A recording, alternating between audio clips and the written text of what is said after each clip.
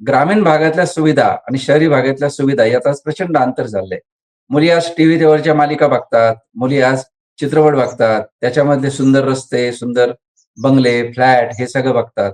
आणि मग तिला असं वाटतं, की आपण ज्या ग्रामीण भागामध्ये जगलो, यापेक्षा शहरी भागामध्ये किमान आपल्याला नाही काही मिळालं, पण माझं जे होणारं मूल आहे, त्याला चांगली शाळा मिळाली पाहिजे, चांगला दवाखाना मिळाला पाहिजे, चांगल्या बागा पाहिजे, चांगल्या मॉल्समध्ये जाता आलं पाहिजे. मला माझ्या नवऱ्याबरोबर फिरता आलं पाहिजे.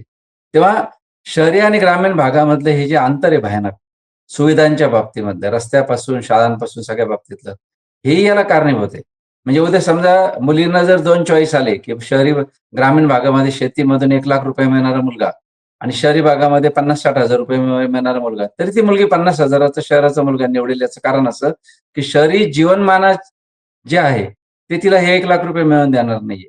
त्यामुळे असे त्याच्यामध्ये अनेक पैलू जोडलेले आहेत.